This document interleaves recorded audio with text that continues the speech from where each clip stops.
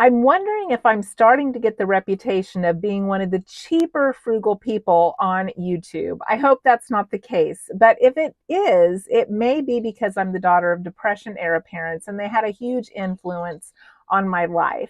Now, normally we talk about how to save money and how to live a more abundant life on less, but today we're going to talk about 15 areas that I will not do to save money and lines I will not cross.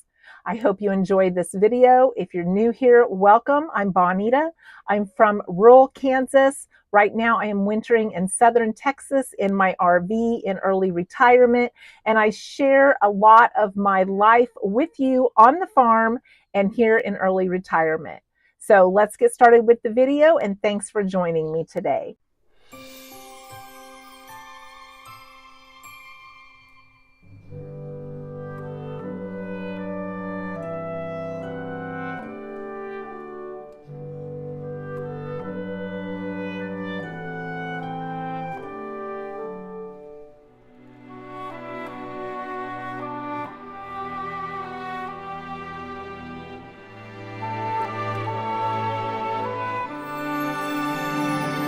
So in this video, I am going to share 15 things that I do not do to save money.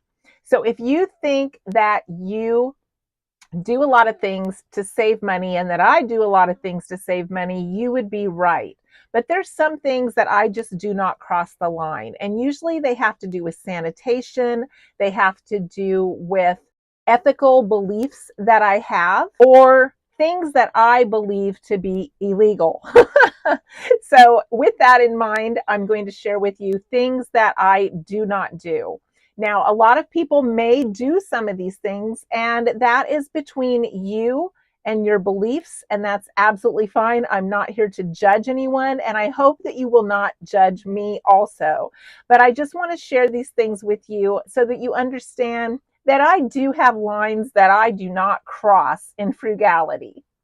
The first thing is I do not buy things with the intent of reselling them.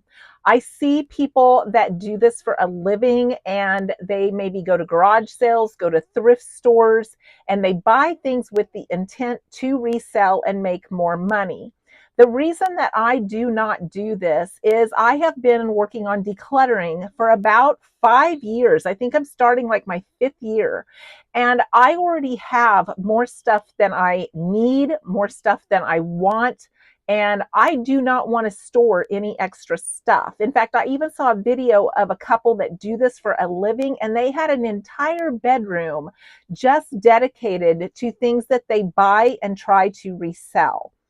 I already have a stack of things that I am trying to sell that were just from decluttering. I certainly don't want to allow any more space in my home for stuff like that. The second thing that I do not do is I do not take the time to write to manufacturers and ask for coupons. A lot of manufacturers will send you coupons if you write a letter. But my experience in even getting rebates back in the days when you had to like send in that paper copy and wait for them to mail you back your rebate would take weeks on end. And I just don't want to put the time and energy into something like that that may or may not happen. And I don't want to spend the postage writing letters if it may or may not happen. So that's just something that I do not do. The third thing is I do not pick things up from or around the dumpster if it's been discarded. I have never even really been a yard sale or a thrift store type of person. And so for me, going to something that's been discarded and then pulling it back out and taking it home and trying to make it useful again, I would never do that. I even have a hard time if like somebody sets something on the curb. I'm real careful about if or when I would ever pick something up. Now, lately, I did pick something up from the curb that said free, and it was a piece of like metal roof siding or siding that went on the side of your house that I'm going to use to rebuild like my cat house in my yard so the cats have somewhere to stay. But that is something that is not sanitary. It's not coming in my house. and it's something that I can repurpose. So that is an example of something I've picked up. But when I look back, I don't think I've ever picked stuff up that people have had on the curb. Not that there's anything wrong with that, but again, I have too much stuff. So there would really have to be a really good reason, like that piece of siding, for me to ever consider picking up someone else's stuff and then bringing it back to my house. Number 4, if I find something that does not belong to me, I will not keep it. I will turn it in to lost and found or to customer service and hope that the person comes back to ask about that.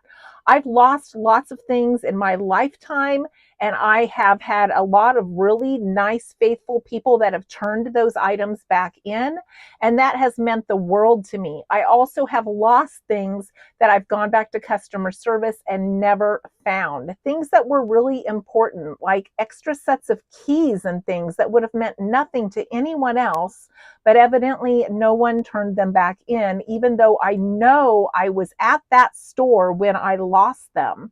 So that is something that I do not do. I do not keep things, even of value, that I find that do not belong to me. I turn them back in. The 5th thing I do not do is I do not sew up or darn socks. That is something a lot of people will do that are frugal, but I have always felt like that little knot or that little bump that sewing area makes can be more detrimental than the sock that you're saving is worth. So I do not take my time to do that. My husband said he's darned up socks in the past, but I will use the socks and reuse the socks for something else. I'll use them to dust. My mom and I even cut them up in strips when I was a kid and would use those little looms to make like hot pads out of them, but I will not darn up a sock and re-wear it for that reason. Number 6, I will not do anything that is like fraud. Like I will not buy something and then exchange it out with an old one I have at home, put it back in the box and return it and try to get my money back. I will not buy like a fancy dress for an occasion, leave the tags on, and then take it back and try to return it after I've worn it for the occasion. I've heard of people that do that, but that is something that I will not do. Number 7, and again, this probably has to go with maybe my sanitation or my cooking background or my nursing home administrator background with like cross-contamination and stuff, but I will not bring home food from a carry-in dinner that someone else has brought that they say, oh, do you want to take this home? I won't do that. I figure a lot of people have dipped out of it, and I'm fine going around and dipping out of it when we go through the line the first time. But once everybody's gone and gone back for seconds and people have dipped and changed spoons and all of that, I won't bring home somebody else's dish that has been there and been dipped out of. 8th thing I will not do, and I blame this one on my dad, is I will not eat in the dark. I will keep my lights low and keep my blinds open and do everything I can to conserve energy. But when it's time to eat, I need the light on and I need it on above my food so I can see what I'm eating. My husband will say, I know where my mouth is at. I don't need the light on. But I guess I'm always looking for that stray hair, or I don't know what I'm looking for, but Dad always said, eat with the lights on, you need to see your food. So that's what I do. So even if I'm frugal, the lights are on when I'm eating. Number 9, I will not give up my pets to save money. It does make me sad when I hear people say they can't afford a pet or they don't have pets because they're so costly. And they are costly, but for my peace of mind, I need a pet. And honestly, me being down here in Texas during this winter would have been a lot more sad, and I might have even got depressed a little bit, even with the sunshine and the pool and all the beauty around here, if my cat wasn't with me. He has been such a comfort to me. And even if I get maybe even a little bit bored or I don't know what to do, he's there and he waits for me at the door when I go shopping or anything. He's waiting for me when I get back and he's happy to see me. And I need that in my life. So I will not give up my pets to save money. Number 10, I will not avoid a tip if I go out to eat. I feel that if I've gone out to eat, then that tip is part of the experience of me going out to eat. My daughter has been a waitress before in restaurants. She has been not tipped when there's been huge parties of like 20 people, and not everybody has even been kind to her because she's one person waiting on a table of 20 plus others, and then they don't tip.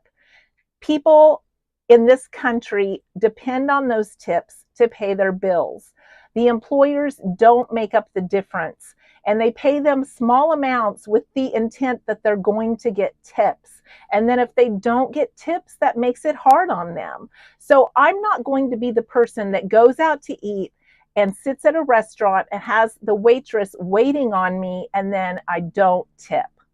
Number 11, I will not go to a food bank if I am not in need. Now, I have never been in the situation where I've needed to go to a food bank except one time in my life, and I desperately needed it at that time. But that's the only time I ever went, and I do not want to take food away from someone else or another family that needs it when I can get by on what I have, no matter what it is. I'm willing to eat cheaper. I'm willing to eat lower quality items so that I can afford my own food. And I am not willing to take from someone who might desperately need it or have a child. So that is something I will not do. The 12th thing that I will not do is I will not take extra condiments when I'm either going through a drive-through or when I'm going to fast food restaurants to store up and use later to save myself money. Now, I have been known at supper time in the country that, if we ran out of ketchup, that I'd be out there digging in my car to see if I had a ketchup packet in there so that we could have ketchup.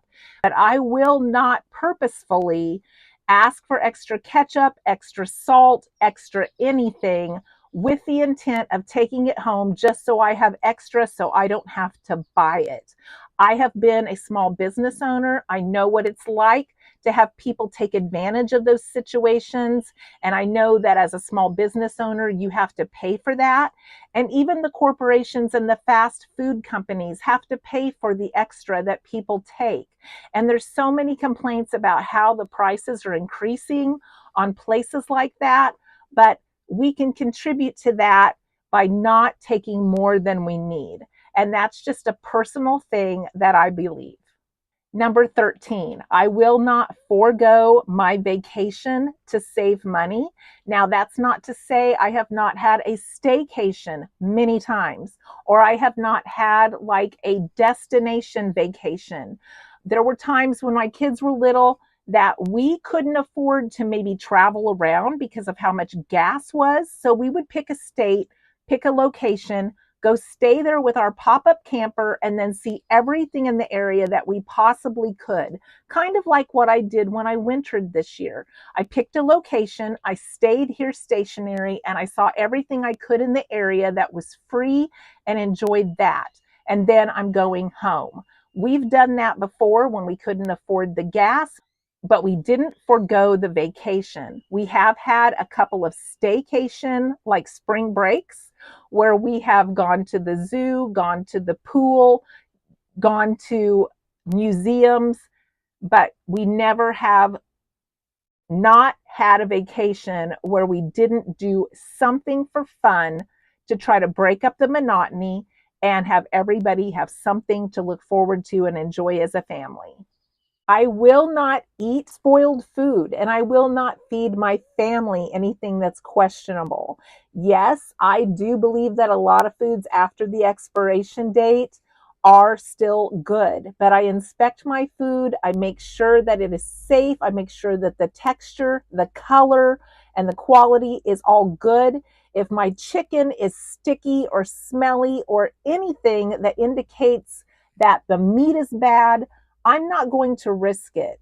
So I will not risk making anything that looks like it has gone bad. But on the same note, I'm very careful to use up what I have and to make sure that my things get used before they are not safe to consume. So those are 15 things that I will not do to save money. Let me know in the comments below if you have anything that you will not cross the line to save money. If you want to support this channel, I do have 2 Depression era cookbooks that are listed in the description box below. It would help me a lot if you would consider purchasing those, as well as liking and subscribing to this channel to help me grow. Thanks for listening today.